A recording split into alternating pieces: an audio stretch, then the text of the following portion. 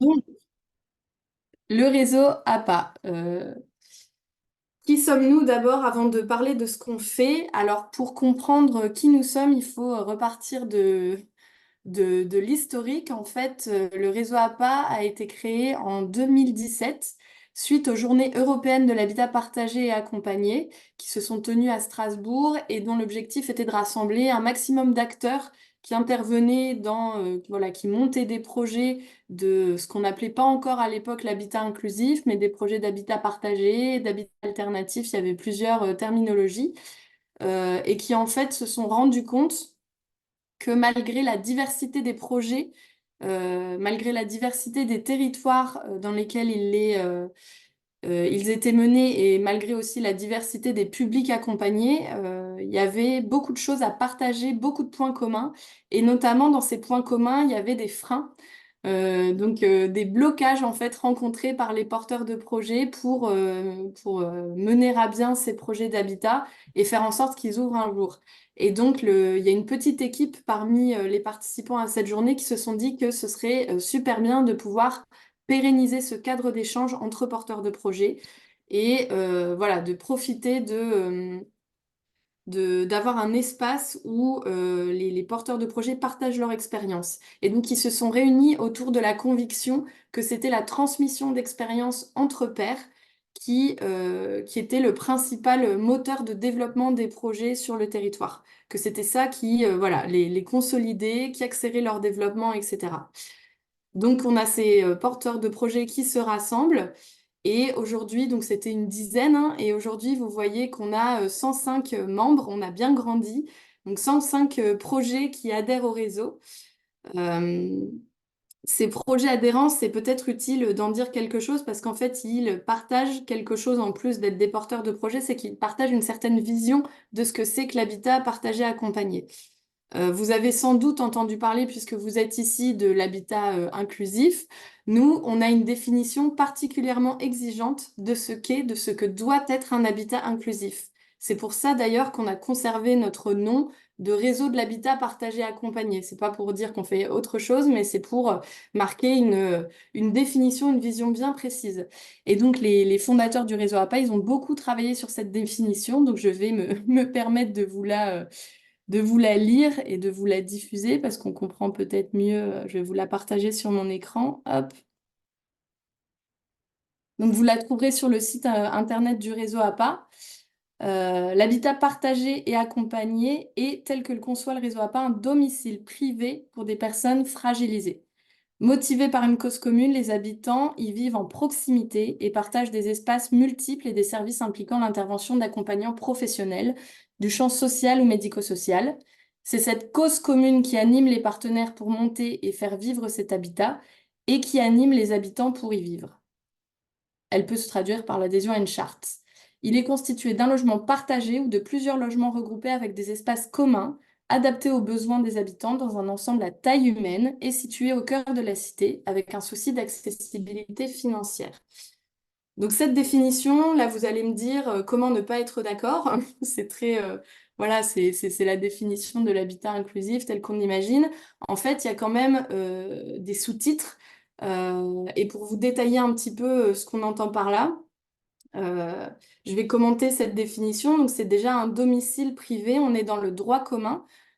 C'est pas une résidence, c'est pas un foyer, c'est pas un établissement médico-social. Les habitants sont titulaires d'un bail de location, comme vous et moi. Et du coup, on parle pas de clients, de patients, d'usagers, de bénéficiaires ou de résidents. On parle vraiment d'habitants. On reste dans le droit commun, c'est important puisque la vision, c'est que les personnes fragilisées peuvent vivre normalement chez elles. Ces personnes fragilisées, pareil, un petit point sur ce que c'est que la fragilité. Alors, c'est plein de choses, mais au réseau APA, il se trouve qu'on a surtout des porteurs de projets qui travaillent avec des publics fragilisés par l'avancée en âge ou par le handicap, tout type de handicap. Mais voilà, c'est les deux publics sur lesquels on travaille, même si bien sûr, voilà, il y a bien d'autres fragilités qui existent dans la société, mais voilà, on n'est pas, nous, au réseau, bien placés pour accompagner ces projets-là. Il ne s'agit pas juste de partager des services, ou de partager des espaces, il s'agit de partager une cause commune, donc vraiment une vision sociale qui rassemble les habitants pour vivre. Donc tout ce que vous voyez comme projet du type euh, toute clé en main, vous entrez dans l'habitat et ensuite vous avez tous les services, voilà, tous les services clés en main sans avoir besoin d'y réfléchir, etc. Tout est centré au même endroit. C'est pas exactement ça. Là, on est plutôt sur on partage pas seulement des services, on partage vraiment une certaine vision de la société, de la solidarité, du lien social, de la citoyenneté, etc. Ça doit être quelque chose en plus que juste le fait de vouloir partager par convénience des services ou des espaces. Et donc cette cause commune, chose importante aussi pour nous au réseau APA, c'est qu'elle anime des partenaires pour monter vivre cet habitat partagé. Un APA, c'est pas quelque chose qu'on peut monter tout seul, c'est pas quelque chose qui vit tout seul, c'est quelque chose qui se construit avec les acteurs du territoire, c'est des projets de territoire, les associations locales qui sont spécialisées dans l'accompagnement des personnes, le département, les collectivités locales, il y a plein de partenaires ou de parties prenantes différentes dans les projets d'habitat partagé et accompagné. Et nous, on pense que c'est la mission un peu du porteur de projet de coordonner ses partenaires, de les mettre autour de la table voilà, pour monter en bonne intelligence un habitat partagé accompagné qui réponde vraiment aux besoins et qui s'adapte aux spécificités du territoire. Il y a des études d'ailleurs qui ont montré, elles n'ont pas été traduites en français, elles sont en allemand, qui montrent que plus il y a de partenaires autour d'un projet, et plus l'habitant est respecté dans son autodétermination et dans son libre arbitre. Ça paraît contre-intuitif, mais en fait, oui, quand il y a beaucoup de partenaires qui se réunissent et qui discutent ensemble de ce que doit être la vie dans l'habitat, bah alors leur dénominateur commun, c'est que veut l'habitant, et donc voilà, c'est des projets comme ça. Voilà, je vais pas en dire plus. Je souligne juste que du coup, on est à taille humaine. Taille humaine, on donne pas de chiffres, mais l'idée, c'est que chacun peut connaître tous les autres. Et donc, au réseau, on a tendance à considérer que au-delà de 15 habitants, c'est compliqué d'avoir ce niveau-là de convivialité et de proximité.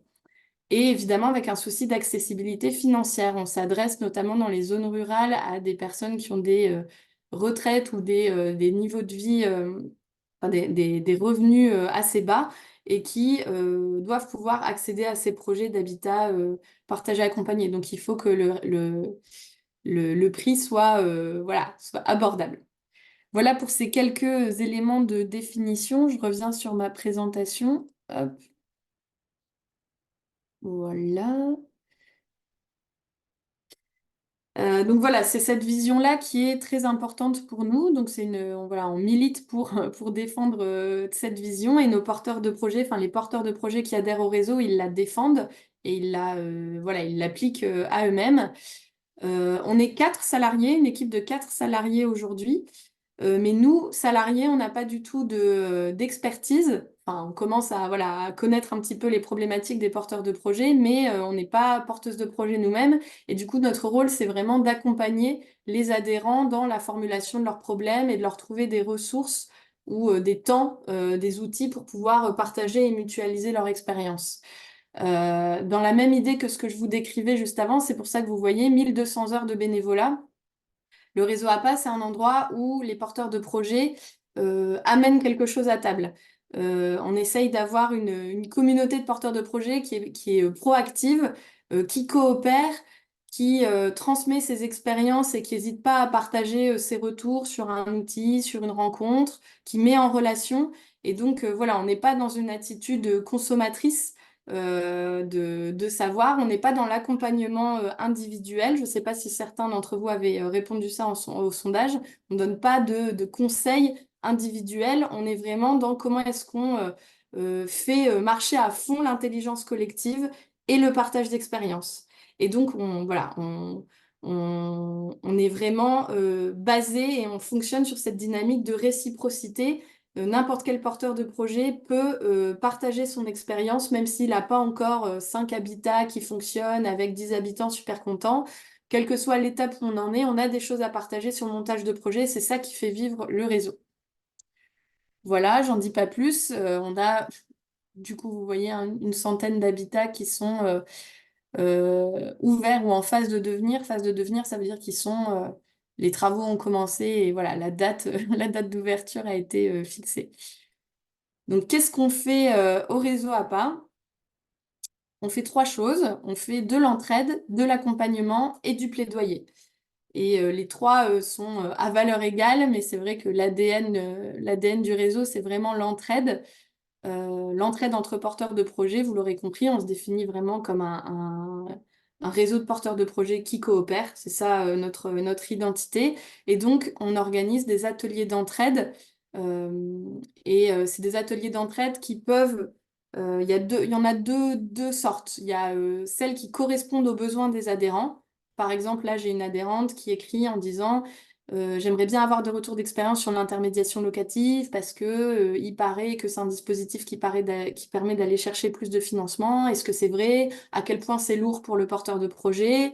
Voilà, un autre porteur de projet qui se demande comment faire fonctionner un APA si on n'a plus l'AVP, l'aide à la vie partagée, pour ceux qui découvrent la galaxie de l'habitat inclusif et qui est le principal financement qui permet de faire tourner les habitats partagés accompagnés.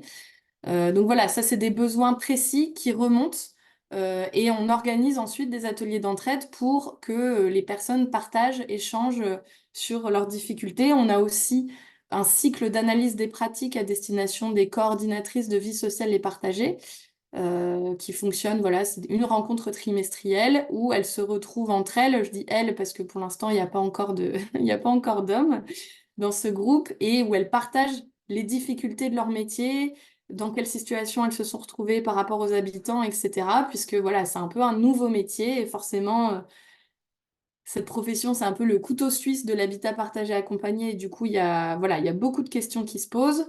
Donc voilà, ça, c'est des groupes d'entraide qui répondent aux besoins des adhérents. Et par ailleurs, on va aussi chercher des experts pour faire des interventions sur des sujets qui permettent de prendre un peu de hauteur. Donc, par exemple, on a fait intervenir une personne du conseil, je me souviens plus de son organisme, mais c'était Antoine Dutier, je crois, qui est intervenu sur l'éthique. Quels enjeux éthiques autour de l'habitat partagé accompagné? Et le titre de cet atelier, c'était super intéressant, c'était Veiller sur ou surveiller. Sous-entendu, les habitants, nos proches, etc., quoi. À quel point est-ce qu'on peut veiller sur ou surveiller la vie d'habitants vulnérables dans les habitats partagés accompagnés, la place du risque, etc., dans la liberté. Enfin bref, c'est un philosophe d'ailleurs. Donc il a fait cet atelier-là et on a aussi une personne qui est venue nous parler de domotique. Est-ce que ça existe une domotique bienveillante? Et c'est quoi les... Voilà. C'est pour vous donner, je vous donne des exemples pour vous donner une idée de ce qu'on fait au réseau. Et dans l'entraide, on a aussi, je finirai là-dessus, les rencontres territoriales. Puisque quand on travaille sur un même territoire, on partage des interlocuteurs et du coup, on partage aussi les problèmes qui vont avec ces interlocuteurs. Donc des financeurs ou des directions politiques, techniques dans certains territoires qui privilégient plutôt tel type de projet, plutôt tel type d'habitat, etc. Et donc se retrouver localement.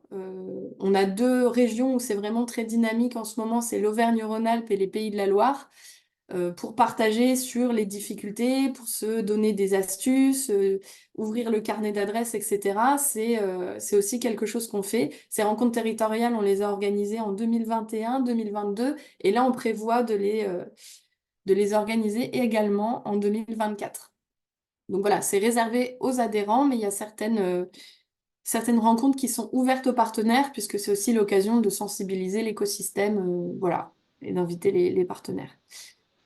On fait également de l'accompagnement. Alors attendez, je vais juste couper le micro de la personne qui est arrivée et qui fait de la friture, voilà. Donc on fait aussi de l'accompagnement. L'accompagnement, c'est quoi la différence avec l'entraide? C'est que c'est dans le cadre d'un appel à projet. Donc tous les ans, depuis 2019, on ouvre un appel à projet, un appel à candidature, et on sélectionne des lauréats de cet appel à projet grâce à des jurys, grâce à voilà, toute une sélection que je vous détaille pas ici. Mais l'idée, c'est un accompagnement qui est pensé par des porteurs de projets, pour des porteurs de projets. Donc, vous avez des séquences collectives et des temps d'accompagnement individuel. Les séquences collectives sont animées par des porteurs de projets expérimentés. Donc, c'est pas des experts qui ne connaissent pas le terrain qui viennent vous accompagner. C'est vraiment des gens qui ont monté leur projet. Ça permet, ces séquences collectives, d'avoir voilà, de l'intelligence collective, une émulation de groupe, on fait du co-développement, on fait voilà, de la mutualisation d'outils, etc. Et on a aussi, du coup, chaque projet lauréat a un tuteur ou une tutrice qui est également une porteuse de projet plus expérimentée et qui va pouvoir coacher un peu, vraiment faire un suivi pour le coup là individuel sur mesure pour les projets lauréats. Donc les lauréats n'ont pas besoin d'être au réseau APA pour être sélectionnés, mais en général, une fois qu'ils ont suivi l'accompagnement du réseau, ils deviennent adhérents parce que voilà, ils ont compris l'importance de l'échange de pratiques et de transmission d'expérience dans le développement de leur projet. Et c'est Justine, du coup, qui est sur cette mission-là au réseau APA. Et dernière chose, mais non des moindres, surtout en ces temps troublés, c'est les activités de plaidoyer. Depuis le début, le réseau APA, il a cherché à défendre cette vision que je vous décrivais auprès des pouvoirs publics. Donc la personne qui a répondu lobbying auprès des pouvoirs publics a totalement raison. Nous, on appelle ça du plaidoyer, parce que lobbying, ça fait plutôt voilà, le monde de l'entreprise, du business, etc. Mais donc, on a été associés à la rédaction de la loi Elan, qui a été promulguée en 2018. On connaissait une sénatrice dans le réseau, enfin, par le biais du réseau, qui nous a convoqués, qui nous a permis d'être auditionnés dans le cadre de l'écriture de cette loi.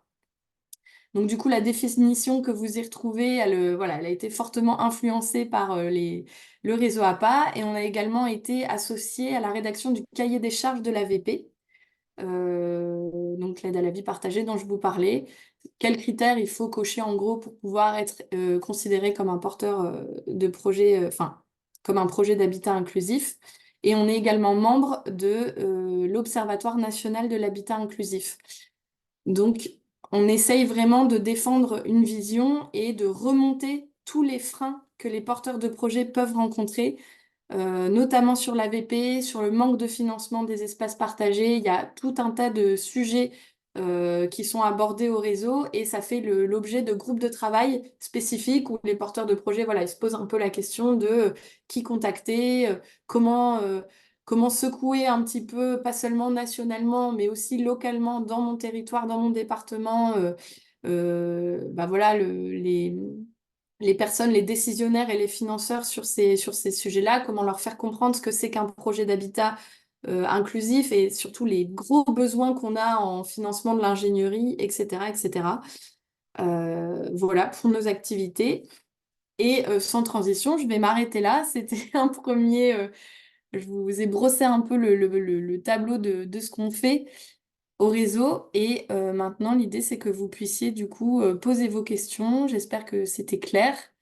Je vais peut-être couper l'enregistrement pour la partie questions. Hop, suspendre, arrêter l'enregistrement. Voilà.